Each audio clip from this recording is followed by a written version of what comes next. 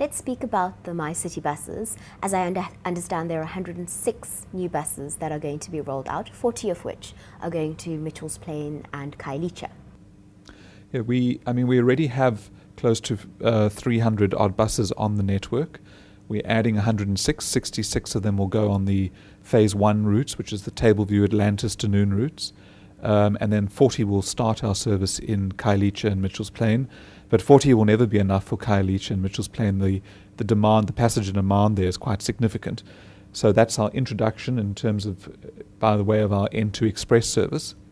But we're busy planning the phase 2 of MyCiti, which will service the Metro Southeast, or the Cape Flats for want of a better word. And we will need a significant number of buses and trunk routes, which are those red roads. Now, City of Cape Town has come under fire for the perception that these poorer and more underdeveloped communities, Mitchell's Plain and Khayelitsha, for instance, have gotten these transport routes last, whereas the likes of Greenpoint, Sea Point, even Tableview and Milnerton have had these for much longer. I think, well, first of all, not last, it's second, because there are many, many communities who will be waiting for the service. And I must say that I don't think there's a community in Cape Town that doesn't need a decent public transport service. If you check my email box, almost every day I get a request saying, when is the MyCiti coming to my part of the city?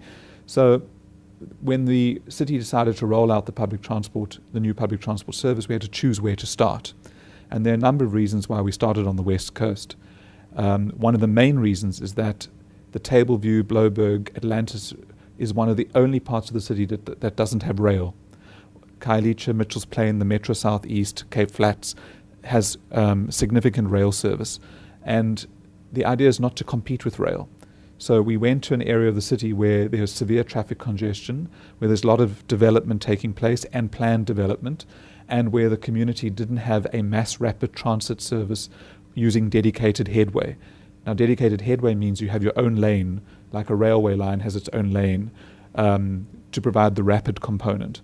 So there are sound transport reasons for why we started on the West Coast. And on the West Coast, people were stuck in traffic in public transport. So giving them dedicated lanes means that we introduced a rapid component to that corridor, and they didn't have it before. There were also some issues with regards to buy-in from the existing public transport industry.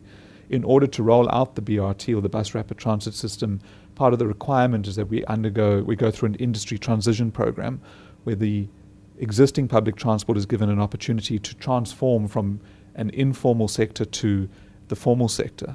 And on the West Coast corridor, those taxi owners were more amenable to this than in the Metro Southeast. We've now got an agreement with a lot of the taxi owners in the Metro Southeast, and I really think that it's because we started elsewhere and we've demonstrated what it means for them that we've had this breakthrough in Khayelitsha and Mitchell's Plain.